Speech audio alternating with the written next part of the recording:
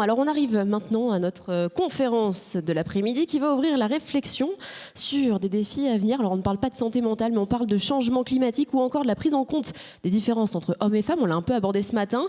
Et les évolutions des pratiques de prévention. Pour nous en parler, deux experts. Nicolas Cattel, chargé de mission à l'ANACT, qui va évoquer la nécessité d'une approche différenciée pour les femmes et les hommes, qui sera avec nous en visio.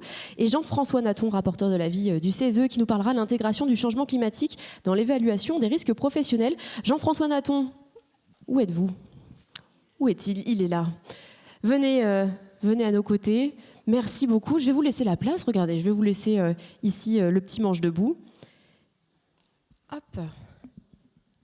Et vous avez un micro qui doit se trouver. Je vais prendre celui-ci, regardez. Hop.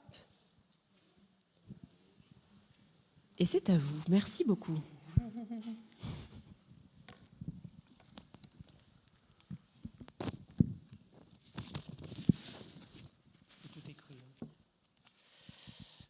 Bonjour à vous toutes et tous.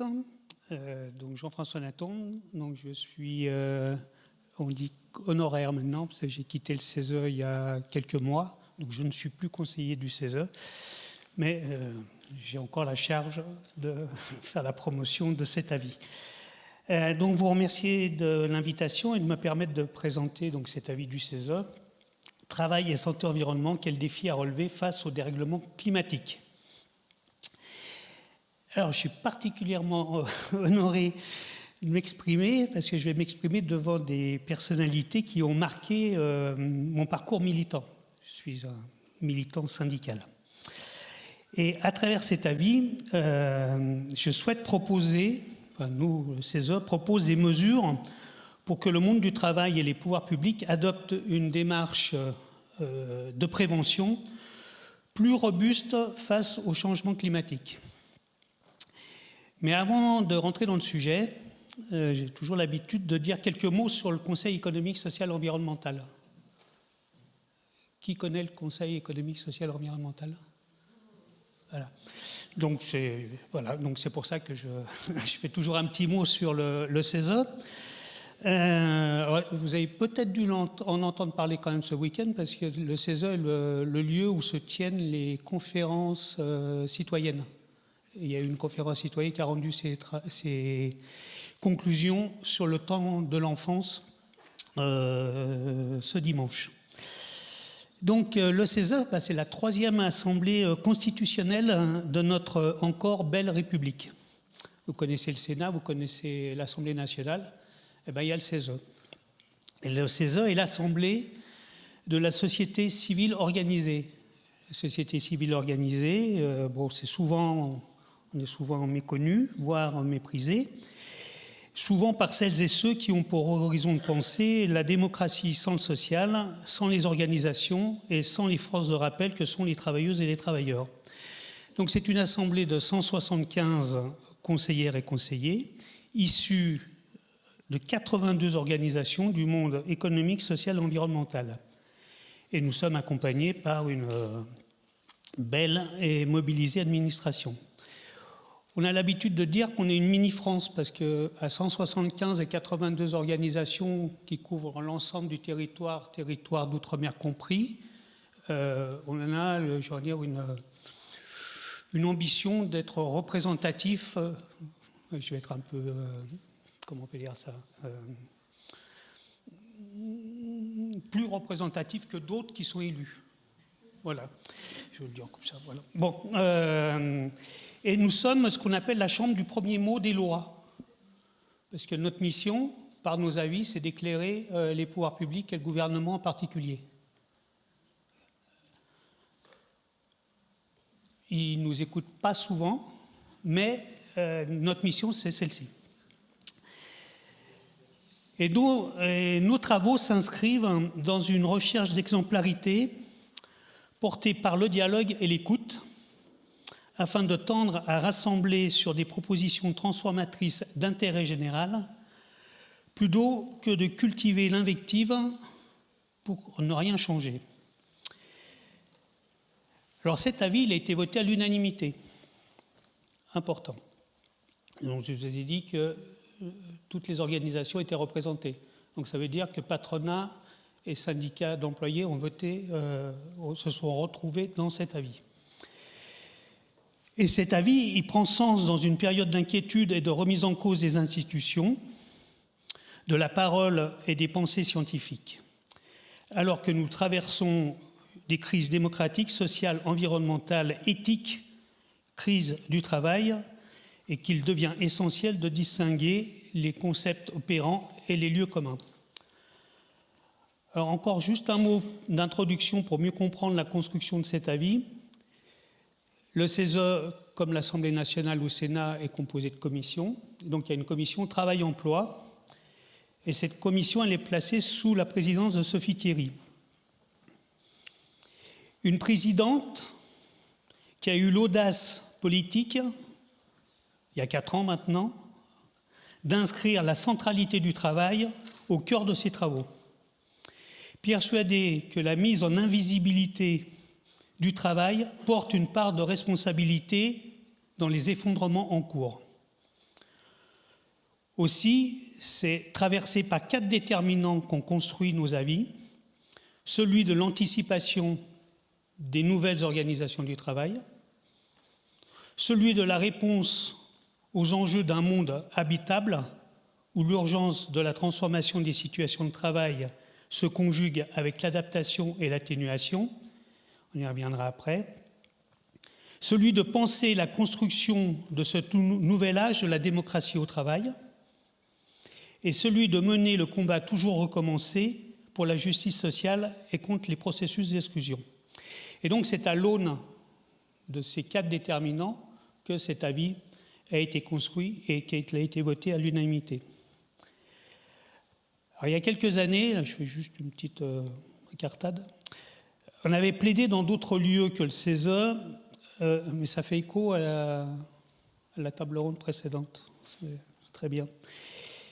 Que l'univers de la santé au travail devait changer de visage dans les ébranlements en cours et que c'était bien l'ensemble des organisations, des institutions, les universitaires, les scientifiques, les préventeurs, le monde du travail dans son entier qui se trouvait au cœur de la collision et dans une nécessaire transformation eux-mêmes de leurs activités. Et avec l'effondrement climatique et du vivant, nous y sommes encore plus intensément confrontés. Car chaque année, c'est des dizaines de milliards d'euros qui sont consacrés à des politiques de réparation, c'est-à-dire à l'ensemble de mesures mises en place pour compenser les dommages causés par des conditions de travail dégradées ou dangereuses, ce qu'on a qualifié il y a une quinzaine d'années par le mal-travail. 4 points de PIB. Et c'est Xavier Bertrand, ministre du Travail, qui l'avait 2007. Et l'impact du dérèglement climatique va accentuer cette situation-là. Et tout à l'heure, quand était posé le coût des arrêts de travail, on est dans cette situation-là. Ces dépenses, bien que nécessaires, restent peu lisibles et s'effectuent sans réelle connaissance des facteurs environnementaux à l'origine des pathologies professionnelles. En effet, notre système de reconnaissance des maladies professionnelles néglige trop souvent ces facteurs environnementaux. À cela s'ajoutent les difficultés rencontrées dans les dispositifs de veille et d'analyse des expositions professionnelles ou des données épidémiologiques, ce qui limite la compréhension et la prévention de ces maladies. Si l'indemnisation concerne les maladies professionnelles reconnues, des moyens pourraient être mis pour une meilleure connaissance des maladies à caractère professionnel, en particulier les cancers, les maladies plurifactorielles. L'environnement ne s'arrête pas à la porte des entreprises, les expositions industrielles aux frontières des territoires. Risques professionnels et environnementaux ne sont pas toujours distinguables. Et si une juste indemnisation des maux dont souffrent femmes et hommes, blessés, malades, déclassés, à l'avenir compromis, reste bien sûr d'actualité, force est de considérer qu'il est urgent de changer la donne. Au lieu de casser les humains et de défigurer la nature sur l'autel de la compétitivité et du verra plus tard le profit d'abord, et de tenter a posteriori de réparer les dégâts, pourquoi ne pas prendre les devants, c'est-à-dire soigner le travail, le climat, le vivant, prendre soin de celles et ceux qui en sont les artisans et protéger les sources de vie. Aussi, en affirmant les liens entre les enjeux du travail, de santé, du vivant et l'organisation des solidarités tout au long de la vie, s'affirme l'urgence et la pertinence d'une nouvelle approche de mise en sécurité sociale du peuple de France. Ce n'est pas dit comme ça dans la vie, mais c'est aussi ça, cet avis. Donc cette perspective s'inscrit dans une dynamique de lutte contre tous les processus d'exclusion et qui place l'humain et la nature dans un même avenir, celui de maintenir la vie sur Terre.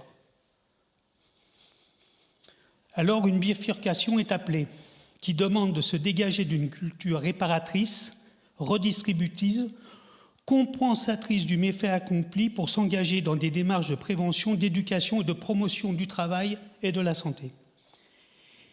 Il faut donc remettre en cause cette conception de la santé au travail qui, en échange de conditions de travail dégradées, propose des contreparties financières. Le prix à payer pour ce marché de dupes est trop lourd. Faute de travail préventif, de recherche sur le travail autrement, de reconversion suffisamment prospective, le dilemme est impossible à résoudre. Si l'entreprise continue, elle tue physiquement, moralement. Si elle ferme, elle tue socialement. Comment faire pour échapper à cette tragique impasse? Et nous allons être confrontés à ces dilemmes-là avec le changement climatique. Et c'est toute l'ambition du renversement et de la construction d'une autre perspective que contient cet avis. Cet avis, c'est 17 préconisations. Alors, il y a toute une... il était là, vous l'avez tous pris, donc vous le lirez. Et il se termine avec 17 préconisations qui forment une stratégie cohérente qui, sans attendre le grand soir ou le président suprême, ouvre tout de suite et maintenant d'autres possibles que le laisser-faire, l'inaction coupable et meurtrière. Une première série de préconisations, et qui fait écho encore totalement à la table ronde, c'est la place du DU. Les DU comme outil essentiel de la connaissance et de l'action. Dans cet avis, il n'y a rien de plus, il y a utiliser l'existant, dont le document unique. Connaître les risques et décloisonner les politiques de santé, fondamentales. On ne peut plus penser santé au travail sans penser santé globale. Ce que nous nommons la fin des silos de pensée et d'action. Le recueil des données, la traçabilité, la détection via les documents uniques sont abordés. On a tout un passage sur, comme le législateur avait envisagé la création d'un document unique numérique. Si ces DU déjà été remplis et étaient spécifiés dans un format réglementaire des données qu'ils contiennent, la traçabilité collective des risques serait améliorée. Connaître pour transformer. Il pourrait donc être mieux utilisé dans le cadre d'une politique de santé globale. Des institutions, des préventeurs, des services de santé au travail, et on en a visité pour construire la vie, l'ont compris. Et certains sont déjà dans l'action par-delà les difficultés que la numérisation n'est pas toujours au rendez-vous. Donc, grâce aux connaissances, de grands progrès pourraient être faits en matière de prévention. Alors, je vous invite, pour ceux qui s'intéressent, il y a une petite année, j'ai produit à la suite de l'avis un article dans la revue Droit Social qui problématise une troisième voie de reconnaissance des maladies professionnelles. et qui tente de réfléchir à la conjugaison avec cette problématique des enjeux environnementaux. Et nous préconisons de renforcer et d'amplifier la formation en santé globale. En finir avec chacun sa santé. Enfin, et sans toutes les détailler, il y a tout un passage sur la mobilisation des excédents de la branche AT-MP. Alors, je sais que ça fait... Voilà. Mais il y a de l'argent. Comment cet argent il est utilisé dans une stratégie de prévention. Et nous... Alors, certains disent que ça fait un peu bisounours ou cosmétique, mais nous préconisons de nommer un délégué interministériel afin d'incarner ce travail ensemble. Comment on fait travailler ensemble l'ensemble des ministères. Et là, il faut une autorité. Enfin, voilà. Donc, au niveau du Premier ministre, si les enjeux de santé, les enjeux environnementaux sont les priorités, ça doit être incarné au plus haut niveau. Dans un deuxième temps des préconisations, c'est mobiliser les entreprises et les acteurs du dialogue social, à l'image de ce que j'ai entendu tout à l'heure. C'est une préconisation qui a fait débat. Donc, le patronat, en ayant voté l'avis, dans sa déclaration, fait un pas de côté sur cette préconisation, c'est conditionner les aides au DU. Les entreprises qui ne respectent pas la loi, on leur coupe les subventions, voilà. Bon, disons quand tu ne respectes pas la loi, tu te mets en marge. Donc, voilà. Donc là, le patronat, vous savez que la conditionnalité des aides, ils ne sont pas très... Mais bon, c'est quand même une préconisation. Il y a tout un passage sur l'accompagnement, et on est au cœur de cet après-midi et de cette journée, c'est accompagner et toujours mieux accompagner les TPE et le monde de l'artisanat. On ne peut pas comparer les entreprises du CAC 40 et, le peuple du monde du travail que sont les TPE-PME. Et donc là, il y a besoin aussi, au niveau des acteurs de la santé au travail, de pratique, et la journée en est l'illustration, de travailler ensemble au service des TPE et du monde de l'artisanat. Faire des conséquences environnementales, des orientations stratégiques, un terme de consultation récurrente et obligatoire des CSE. Ce qui impose de re-questionner les ordonnances Macron. Parce que pour intégrer dans les débats des CSE les enjeux environnementaux, les enjeux du travail réel, encore faut-il avoir du temps. Et nous savons tous que ces ordonnances ont, d'une manière dramatique, réduit le temps et procuré plus de mal-être militant qu'autre chose. Donc, se re-questionner sur la pertinence d'avoir voulu ces grands tout en grande difficulté pour travailler.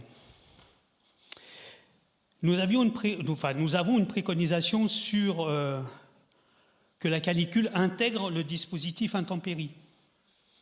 C'est vrai que nos grands aînés, la Libération, ils avaient pensé le gel, la pluie, le vent, puis on ne coule pas du béton à moins 10, etc. Mais la canicule, ce n'était pas le sujet.